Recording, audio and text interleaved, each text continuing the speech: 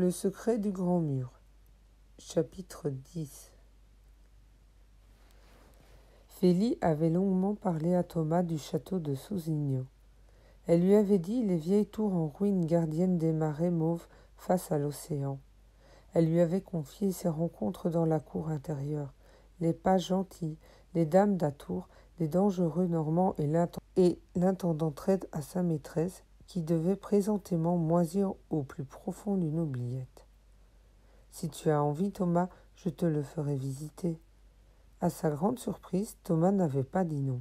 « Je veux bien, dit-il, j'aimerais connaître Sousigno. »« Je te le ferai visiter, tu verras, c'est beau. » « Doucement, dit Thomas, il faudra d'abord que je sorte de chez moi, et tu sais bien que... »« Oh Thomas, tu as promis, il faut que tu viennes. » Et Fhélie s'était fait si câline, tellement que Thomas avait finalement promis de se rendre avec elle à Sousigno. 2 heures, Fhélie range la vaisselle, donne un coup de balai, verse du lait dans la soucoupe de Mamouchi, qui vient se frotter dans ses jambes en ronronnant et en arquant son dos de plaisir. Mamita a déjà sorti sa machine à écrire.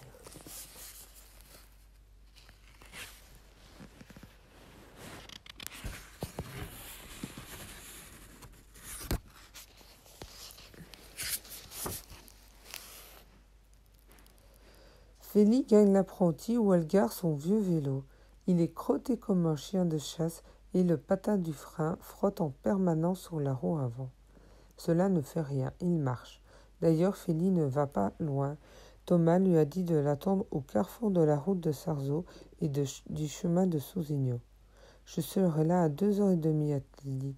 Je vais prendre la 2CV. » Fhélie arrive au carrefour. Là, il y a une vieille croix de granit. D'après Madame Monnier qui sait tout, les Bleus, les soldats de la Première République chargés de réprimer les chouanneries, y ont fusillé jadis un chef chouan, compagnon de Cadoudal. Fhélie saute les vieilles pierres, comme si elle espérait y découvrir une trace oubliée de la tragédie. Mais non, il n'y a que du lichen doré et des fougères de murailles qui poussent dans les interstices. Un bruit de moteur, c'est la 2 chevaux. Fhélie court au-devant d'elle en faisant de grands signes. La voiture s'arrête. « Eh bien, dit Thomas en riant, tu avais peur que je ne te voie pas ?»« Ce n'est pas ça, dit Fhélie, c'est juste parce que je suis contente. » La 2 chevaux repart en cahotant sur le mauvais chemin.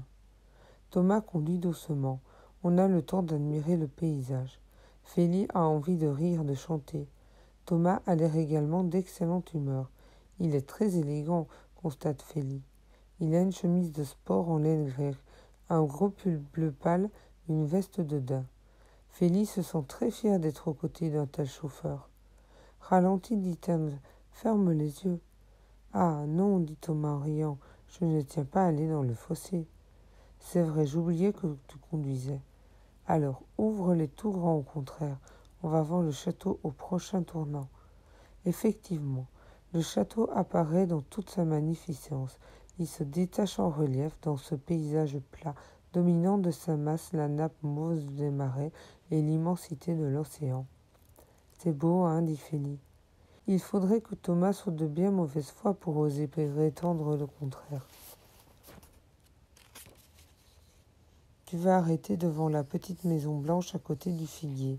C'est la maison du père Joachim. » Thomas reste au volant, tandis que Fhélie va frapper à la porte, des pas traînant un peu. « Voilà, voilà !» Et le père Joachim apparaît. « Ah, te voilà, toi !»« Bonjour, père Joachim. Tu veux la clé ?»« Oui. » Le vieil homme jette un regard qui se veut soupçonneux en direction de la voiture. « Tu amènes du monde ?»« Un monsieur, un ami. »« Alors il faut payer, dit le vieux. Thomas arrange les choses. Il tend 5 francs à l'ancien douanier. « C'est trop, dit le vieil homme. C'est 50 centimes l'entrée, et je n'ai pas de monnaie. »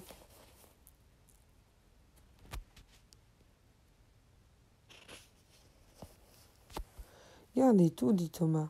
« Bien, ma fille, glisse le père Joachim à l'oreille de Fhélie tout en lui remettant la clé du château. Des clients aussi généreux que celui-là, tu peux en faire venir tous les jours. Je ne dirai jamais non. Le château est à 100 mètres. Mais Thomas insiste pour y aller en voiture. Sans doute ne veut-il pas que l'ancien douanier s'aperçoive de sa claudication. Il arrête la voiture devant le pont-levis. « Allons, Félie, dit-il, maintenant, fais-moi visiter ton château. » Félie ne se le fait pas dire deux fois. Elle prend la main de son grand ami, ouvre la porte et l'entraîne dans l'immense cour. Elle lui fait visiter chaque tour, le fait descendre dans les souterrains, le plante devant chaque meurtrière d'où l'on admire le paysage. Elle ne lui fait grâce d'aucun détail, elle bavarde comme une pie. Thomas finit par demander grâce. « Félie, arrêtons-nous, je t'en supplie. » « C'est ta jambe » demanda-t-elle très maternelle. « Oui. » Félie trouve que Thomas va beaucoup mieux. Il y a bien une demi-heure qu'il escalade les marches branlantes et ce n'est que maintenant qu'il commence à souffrir de sa jambe. « Viens, dit-elle. » Elle a gardé pour la fin la salle des gardes, ornée d'une immense cheminée sculptée aux armes de Bretagne. « On va s'asseoir devant la cheminée, dit Félie. On va faire comme s'il y avait un grand feu, ça nous réchauffera. » Il reste assis un moment sans parler. L'épaisseur des murs les protège du vent. « On est bien ici, dit Félie d'un ton convaincu. »« Oui, dit Thomas, on est bien. » Alors Félie met sa petite main sur l'épaule du jeune homme. « Dis Thomas, qu'y a-t-il encore ?» dit-il en souriant. « Je voudrais que tu m'expliques. »« Mais t'expliquer quoi, ma belle ? » ?»« Tout. Pourquoi tu es triste, pourquoi tu ne veux voir personne, pourquoi tu as demandé à ta maman d'élever ce grand mur entre nous et la mer. »« C'est une longue histoire, dit Thomas, et ce n'est pas une histoire gaie. »« J'aime bien les histoires du roi de Rome, dit Félie, et aussi celles de Jeanne d'Arc. On ne peut pas dire que ce soit des histoires gaies, alors tu vois bien. »« C'est bon, dit Thomas. Alors écoute. Il y a 1 an et demi, j'étais vraiment un garçon heureux. Ma mère, qui était très riche, me gâtait. Enfin, après mes études secondaires, je m'étais mise en tête de devenir un brillant hautboisiste. Un quoi ? Un joueur de hautbois, si tu préfères. Mais ne m'interromps pas tout le temps, sans cela je ne te dirai plus rien. Je suivais les cours au conservatoire de musique. Je pilotais une voiture de sport. Je sortais beaucoup. Et puis, au mois de septembre, je suis parti faire dans la montagne. Je suis un bon alpiniste. Ou plutôt, je l'étais. Avec un ami, nous nous sommes attaqués à une escalade très difficile. Nous sommes partis par un beau matin. Et au début, tout a bien marché. Puis la tempête nous a surpris au milieu de l'ascension. Ça a été terrible, Félie, terrible. Mon compagnon a lâché prise. Je l'ai vu disparaître en hurlant vers l'abîme. Moi, je me suis accroché avec des pitons comme j'ai pu à la paroi gelée, et j'ai attendu la mort. J'ai perdu conscience. Les montagnards m'ont décroché le lendemain. On me croyait mort. Et tu ne l'étais pas, dit Félie, la voix tremblante. Non, un véritable miracle, paraît-il. J'avais juste un pied gelé. On a failli me couper la jambe, mais un grand médecin a réussi à me la garder. Tu as eu de la chance. C'est ce que tout le monde me disait, mais moi, je ne pouvais plus dormir. Toutes les nuits, j'avais des cauchemars affreux. J'ai failli devenir fou. Pendant des mois, je n'ai pas pu jouer du hautbois. Mes mains tremblaient comme des feuilles. Tu as dû être bien malheureux, dit Félie. Thomas hausse les épaules. Je ne sais pas, dit-il, mais tout à coup, j'en ai eu par-dessus la tête de tous ces gens qui me prenaient en pitié, qui me disaient de bonnes paroles et qui se retournaient sur mon passage pour voir si je boitais beaucoup. Maman a vendu l'appartement de Paris et a fait construire cette grande maison, avec un grand mur, dit Félie en soupirant. Thomas sourit. Oui, pardonne-moi, Félie, je ne pouvais pas savoir que je te privais de ta plage, tu comprends. Félie hoche la tête. Et maintenant, dit-elle. Maintenant. Thomas hésite un peu. Je crois que je vais mieux. Grâce au hautbois ? Grâce au hautbois et grâce à toi, Félie. Tu ne m'as pas posé d'absurdes questions. Tu m'as montré ta plage, ton château. Tu es guéri ? Il hausse les épaules. Je ne sais pas, Félie. Je ne suis pas encore certain. Il y a des choses que Félie n'a pas très bien comprises dans la longue histoire de Thomas. Mais ce qu'elle veut retenir, c'est qu'il va mieux. Il le dit de lui-même. Thomas sourit. Il boutonne le col de sa chemise car il commence à faire plus froid. Il s'apprête à dire « Félie, il faut rentrer, la nuit va bientôt tomber. » Il va se lever. Et c'est juste à cet instant que la chose arrive, une chose idiote vraiment. Là-haut, du coin de muraille, une pierre pas très grosse est décelée sous l'effet du gel et de la pluie. Elle ne tient plus que par miracle, et c'est cette pierre-là que choisit comme perchoir un grand moineau tranquille. Son poids léger suffit cependant à déséquilibrer la pierre. Elle roule, elle tombe. Félix, crie Thomas. Félix, qu'y a-t-il? La pierre est tombée sur la tête de la petite fille d'une hauteur de 4 mètres. Félix n'a pas eu le temps de dire aïe. Elle a ouvert des grands yeux étonnés, et puis elle a roulé sur le sol évanouie. Félix, Félix, ma belle, réponds-moi. Le sang coule, ruisselle dans les cheveux châtains. Thomas n'ose toucher la blessure. Il sait qu'en cas de fracture du crâne, cela peut être dangereux. Il se contente d'envelopper la tête de Félix dans son foulard de soie. Il prend doucement la petite fille entre ses bras et tout en boitant, il regagne la 2 chevaux. Félix est toujours évanoui et Thomas se sent gagné par une angoisse qu'il ne peut raisonner. La 2 chevaux passe en trombe devant le père Joachim, assis sur le pas de sa porte. Thomas, les dents serrées, appuie à fond sur l'accélérateur. Il fonce directement vers Sarzeau. Le plus pressé est d'emmener Félix chez un docteur. Après, eh bien, on verra après.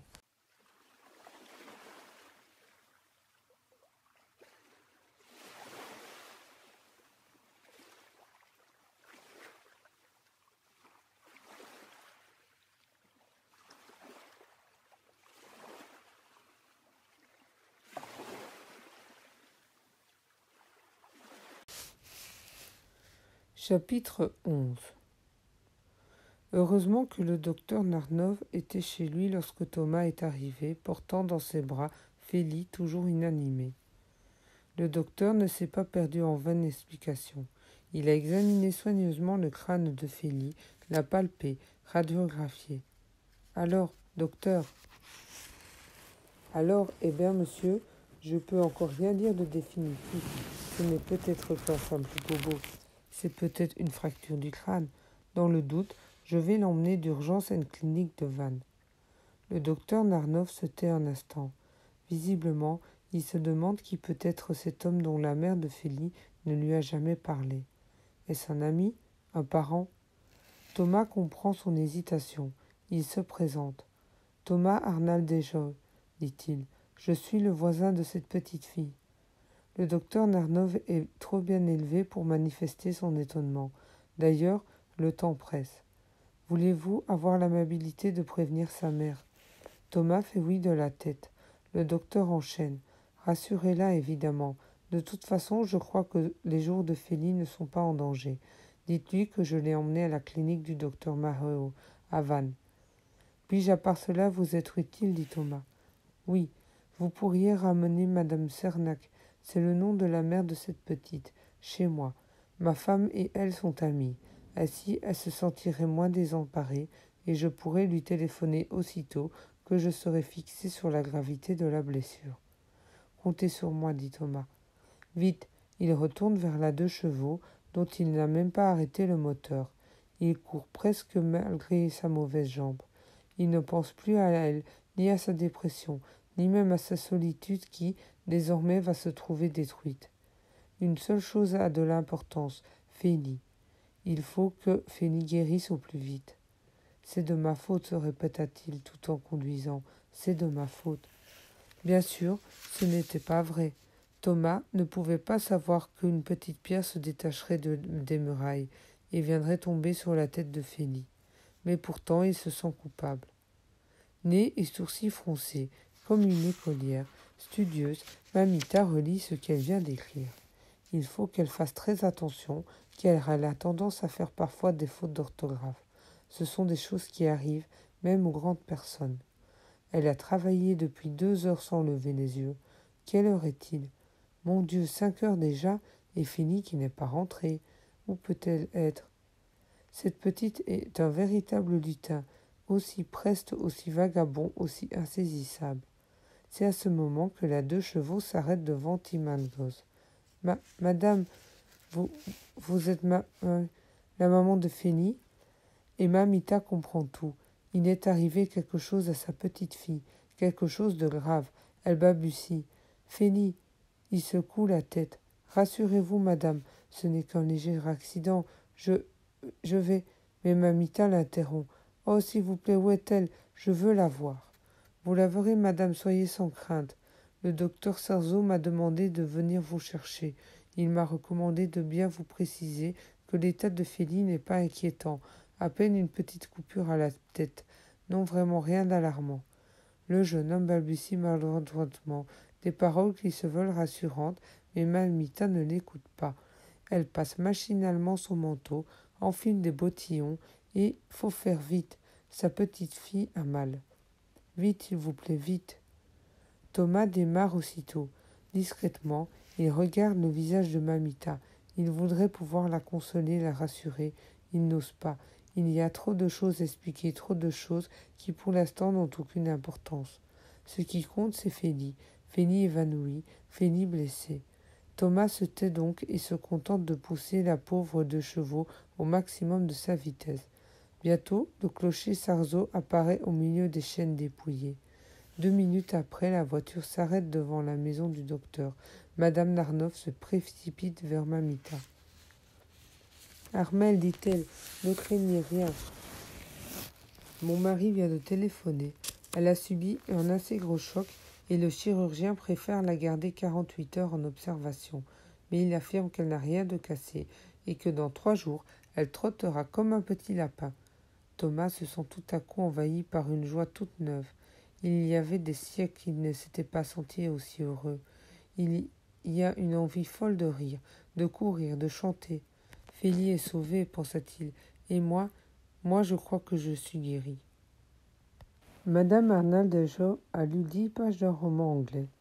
Elle a fait 4 ans de tricot, bu une tasse de thé, écrit à une amie parisienne. L'après-midi s'est écoulé sans heurts, calme, un peu vide. Elle n'a pas vu son fils depuis le déjeuner. Elle ne s'en étonne guère. Hélas, il est devenu tellement sauvage depuis son accident à Montagne. Les docteurs qu'elle a rencontrés à Paris lui ont dit qu'il fallait respecter son désir de solitude, que c'était pour lui la meilleure façon de guérir. Madame Arnaldejo s'est inclinée. Elle a fait élever un grand mur qui les isole totalement du monde extérieur, Thomas et elle. Maintenant, elle attend. Il lui semble d'ailleurs que Thomas va mieux depuis quelque temps. Il joue plus souvent du hautbois. Il n'est sans doute pas encore guéri, mais il est en bonne voie. Madame Arnaldejo soupire doucement. Elle pense à cette jeune femme si sympathique qui est venue la trouver lors de son arrivée à Quai Bordalique et qui lui demandait le droit de passage pour sa fille. Madame Arnaldejo aurait aimé lui répondre oui. Elle aime les enfants. En tout cas, il ne la dérange pas. Mais Thomas aurait poussé les hauts cris. Il aurait été furieux. Cela aurait pu compromettre sa guérison. Alors elle a répondu non. Mais elle le regrette. En soupirant un peu, Madame Arnaldejo enfile un chaud manteau de fourrure et gagne le jardin. Aujourd'hui, elle a bien besoin de prendre l'air. La nuit n'est pas encore tombée. Les jours allongent régulièrement et bientôt, le printemps sera là. Il faudra qu'elle fasse planter des fleurs, beaucoup de fleurs. Ce jardin, pour le moment, ressemble beaucoup plus à un terrain vague qu'à un parc. À petits pas prudents, évitant les flaques d'eau, Madame Arnaldejo a gagné la maisonnette où demeure Janos. Gracieux, ce grand chien vient quêter une caresse. Janos joue aux cartes avec Fernand. Les 2 hommes se lèvent, Janos semble troublé. Il n'a pas l'habitude d'avoir ma visite, se dit Madame Arnaldejo. Et pour le mettre plus à l'aise, elle demande. Janos, vous n'avez pas vu Monsieur Thomas? Janos se met à bredouiller dans son français incompréhensible. Il fronce ses sourcils, roule les yeux dans tous les sens. Eh bien, Janos, dit Madame Arnaldejo en souriant, Monsieur Thomas à partir. Porte refermée par Janos. Et à quelle heure a-t-il dit qu'il rentrerait? Monsieur Thomas rien dit, rien du tout. Avait-il l'air inquiet, mécontent? Janos secoue vigoureusement la tête. Non, non, très content, au contraire. Madame Arnaldejo sort de la maisonnette s'efforçant de paraître calme, et cependant elle est troublée. Thomas, qui refusait absolument de mettre le nez dehors de la propriété, on va en 2 chevaux vers on ne sait quel mystérieux rendez-vous. Que se passe-t-il ? Elle rentre dans sa grande maison, s'assied devant un feu de bois et prend machinalement son roman anglais. Mais elle ne lit pas. L'oreille aux aguets, elle attend la rentrée de son grand-fils. Non, pour lui demander des explications, mais pour voir simplement si son visage est enfin détendu ou s'il reflète la mélancolie habituelle. Fanny s'est réveillée une première fois à son arrivée à la clinique. « Qu'est-ce que je fais ici ?» s'est-elle demandé. « Pourquoi ne suis-je plus à Saucigno ? Où est Thomas ?» Mais le docteur Narnov, qui la surveille du coin de l'œil. « Pourquoi est-il là ?» se demanda Fanny. « Que se passe-t-il ?» Lui prend doucement la main. « N'aie pas peur, ma mignonnette, dit-il en souriant. Fanny n'a pas peur, mais elle voudrait bien comprendre pourquoi elle est couchée dans ce petit nid blanc dans une chambre qu'elle ne connaît pas. Pourquoi cette dame en blanc, qui a l'air bien gentille d'ailleurs et qui s'approche d'elle avec un verre ? Allons, dit le docteur Narnov, bois ça, Félie, ça va te faire du bien. Félie est trop fatiguée pour discuter. Elle avale le breuvage. Pouah, ce n'est pas bon. Et aussitôt, une torpeur l'envahit irrésistiblement. Félie a encore le temps de murmurer « Mamita, Thomas !» Puis elle sombre dans un profond sommeil. Longtemps, très longtemps, après, elle en trouve un œil. Elle n'est pas tellement pressée de quitter le pays des rêves. Il fait jour. Félie, maminette, Félie. Tiens, Mamita, Thomas, le docteur Narnov. Bonjour, dit Félie en souriant. J'ai bien dormi et j'ai faim. Qu'ont-ils à se regarder tous les trois en faisant une drôle de grimace? Et comment se fait-il qu'ils soient réunis à son chevet? Je ne comprends rien, dit Félie. J'aimerais bien que vous m'expliquiez un peu. Ben, voilà, ma minette. Si tu te souviens, Félie, ma mignonnette, il faut d'abord que... Ils ont parlé tous les trois en même temps. Ils s'arrêtent ensemble. Décidément, les grandes personnes sont bien bizarres ce matin. Félie éclate de rire. Tout d'abord, Mamita. Alors Mamita raconte. Il paraît que Félie a reçu une grosse pierre sur la tête au château de Saucigno. Alors, on l'a emmenée à l'hôpital.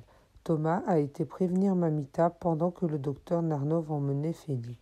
Puis Thomas a accompagné Mamita à Vannes. Ils ont veillé toute la nuit au chevet de Félie. Il paraît qu'elle s'est beaucoup agitée au début, mais qu'ensuite elle a dormi tranquillement. Félie se passe la main sur la tête. Elle est entubandée comme un pacha de 1001 nuits. « Tu as mal ?» demande Mamita inquiète. Pauvre Mamita, elle est toute pâle. Elle a les yeux rouges. Elle a dû avoir très peur. Non, dit Félie, c'est juste pour voir. Le docteur Narnov se lève. Je vais demander au docteur Maeo de venir vérifier l'état de ta caboche, dit-il. Si tout est en état, comme je le crois, eh bien tu pourras regagner Kebordanik sans tarder. Il sort. Félie se retrouva avec Mamita et Thomas. Elle se rue sur le succulent petit déjeuner qu'une gentille fille vient de lui apporter. Elle mourait de faim.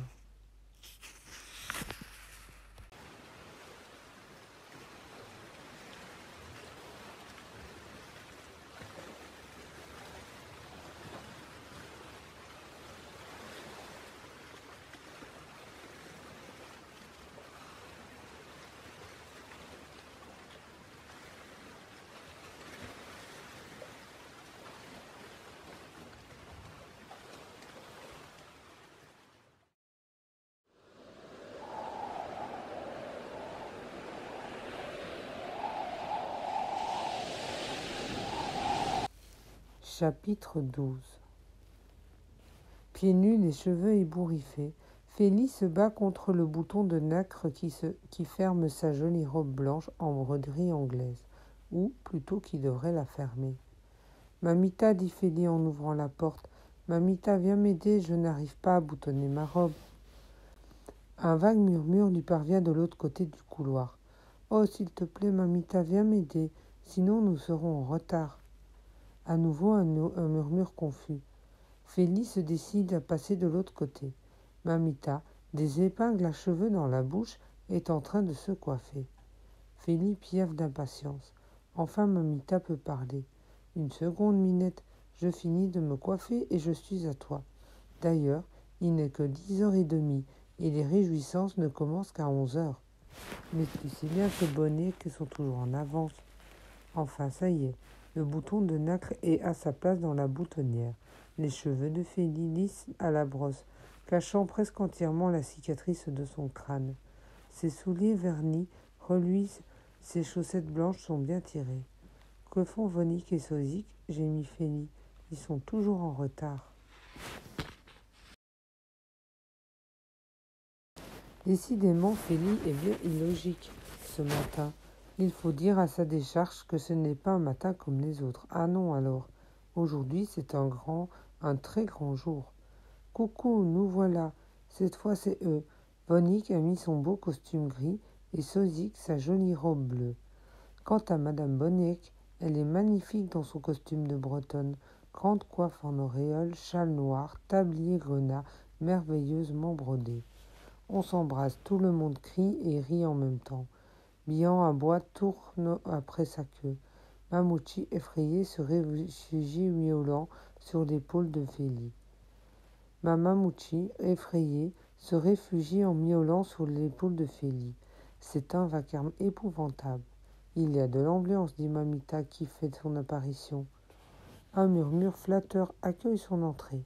Félix est très fière de sa maman. Elle a mis un joli tailleur beige et elle a ressorti ses bijoux, ceux qu'elle n'a pas portés depuis un temps fou. Elle est redevenue l'élégante parisienne de jadis. Madame Boniek l'embrasse sur les 2 joues. Ma douée, ma jolie, vous êtes encore plus belle que les dames de la télévision. Et Mamita éclate de rire. En route, dit-elle, il est temps. Le cortège s'organise. En tête, Félix dans sa robe blanche avec Vonique à sa droite et Sozik à sa gauche. Immédiatement derrière, Bihan, Mamouchi et Cancan leur emboîtent le pas. Et pour une fois, ils ne se disputent presque pas. Puis vient Mamita et Madame Boniek qui traînent Muguette. Puisque tous les habitants de Quai-Bordanique sont invités, a dit la brave femme, il n'y a aucune raison pour que je laisse ma vache à la maison. Et Félix est bien de son avis. En avant, marche, dit Vonique. La petite troupe passe devant la maison des Boniek. Puis, laissant derrière elle les chaumières en ruine, elle se dirige droit vers le grand mur blanc. À l'Aubroche, vaillant, dans ces vertes campagnes. Félix entonnait le chant de guerre des enfants de Quai-Bordanique, repris aussitôt en chœur par toute la troupe. Il ne se dirige pas vers le portail, non. Il commence à grimper la pente du vallon en direction du vieux pas maritime qui, il n'y a pas longtemps, servait d'échelle à Félix pour ses incursions clandestines. Accorde-moi toujours asile et sûreté. Encore 20 mètres, encore 10 mètres, ils sont arrivés. Dans le grand mur blanc, qui a toujours perdu de sa superbe, il y a maintenant un autre portail bleu, comme la mer ou comme le ciel d'été. Un portail à l'aspect avenant, sur lequel on peut lire une inscription, en lettres blanches, porte de la fée Félix, et, en plus petits caractères, cette porte est réservée à Félix, ainsi qu'aux enfants du village, à leurs amis et leurs animaux. La petite troupe s'est arrêtée. Les enfants lisent l'inscription dans un silence religieux, tandis que Muguette, que tout cela n'intéresse guère, s'est mise à brouter la bonne herbe de printemps qui pousse au pied du mur. « Allons, Félix, dit Mamita en souriant, c'est à toi. » Félix, en même temps très heureuse et follement intimidée, d'un air recueilli, elle s'approche du portail et frappe 3 coups comme au théâtre. Alors une musique délicieuse se fait entendre. Félix la reconnaîtrait entre mille. C'est l'air que jouait Thomas quand elle l'a entendu pour la première fois. Puis soudain la musique s'interrompt et le battant du portail s'ouvre lentement, majestueusement tiré d'un côté par Janos et de l'autre par Fernand. Thomas se tient à côté de sa mère. Tous deux semblent émus et Félix a même l'impression que Madame Arnald de Joe écrase discrètement une petite larme au bout de son index. Elle est très élégante elle aussi. Elle a une robe noire et un collier de perles. Elle s'éclaircit la voix puis s'avance vers Félix. « Ma petite Félix, dit-elle, il était une fois une vilaine fée. Oh, elle n'était pas si méchante qu'on ne pouvait le croire. Elle était surtout malheureuse. Enfin, cette fée avait décidé d'interdire aux enfants d'aller jouer dans la mer. Peut-être était-elle alliée à une méchante enchanteur de Saucigno. Oh, madame, ce n'est pas vrai. Fénie n'a pas pu laisser madame Hernandejo continuer à s'accuser ainsi. Elle a couru vers elle et s'est jetée dans ses bras. Ce n'est pas vrai, dit-elle d'une voix vibrante. Vous n'êtes pas une vilaine fée. C'est seulement parce que Thomas était malade et qu'il ne voulait voir personne. Ce n'est pas du tout votre faute. Thomas pouffe de rire entre ses doigts. Je vois bien, dit-il, que la fée Félie ne respecte pas l'ordonnance de la cérémonie et qu'elle interrompt ses orateurs. Ma foi, tant pis.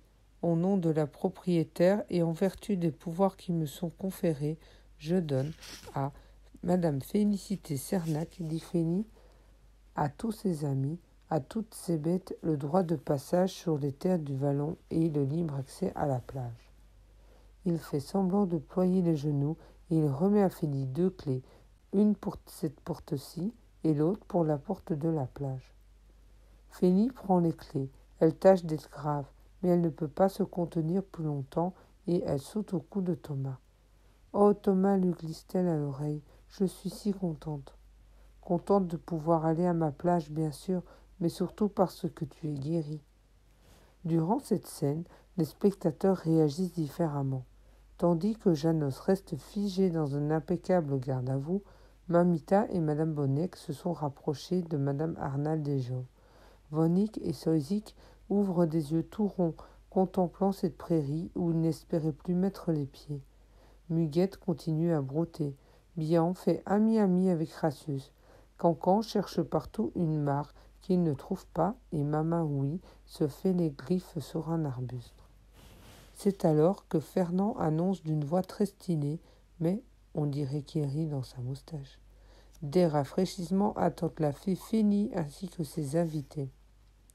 Chic, alors dit Félie, il y a des jus de fruits. Mamita essaye bien de froncer les sourcils, mais allez donc sévir dans une ambiance pareille. Madame Arnaldejo a glissé son bras sous celui de la jeune femme et l'entraîne vers la grande maison. Vous savez, dit-elle, Félie est véritablement une fée. Quand je pense que c'est à votre petit bout de chou que je dois la guérison de mon Thomas. Thomas aurait fini par guérir de toute façon, dit Mamita. Peut-être, ce n'était pas certain. En tout cas, Félie a fait des miracles. Dans le grand salon de Madame Arnaldejo, la table croule les verres et les carafes. Il y a de la limonade, des jus d'ananas, de pamplemousse et de raisin. Par la porte de la salle à manger, on aperçoit une table rutillante.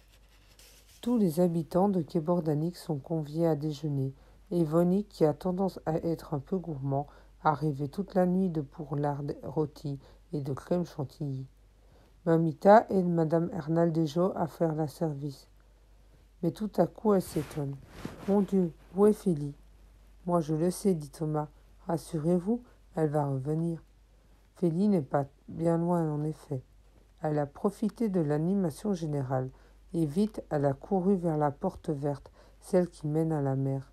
Elle l'a ouverte, sa plage lui est apparue, immense et déserte, livrée au seul goéland. La mer est mi-haute, légèrement agitée par une brise venue du large. Une pinasse passe à quelques encablures. Les marsouins se poursuivent. Une alouette sortie des dunes monte comme une flèche en direction du soleil. La plage est calme, rassurante. Elle sourit à Félie. Alors Félie semble-t-elle dire « Nous arrivons au bout de notre séparation. Maintenant, il n'y aura plus rien entre toi et moi. Tu vois, Félie, Mamita avait raison. Jamais personne n'a pu empêcher les petits-enfants d'aller jouer devant la mer. Tu as gagné, Félie. Tout est bien qui finit bien. » Félie reste immobile, 1 minute sur la crête de la dune. Son cœur bat. Une fois encore, elle regarde sa plage, puis elle se retourne vers ceux qu'elle aime.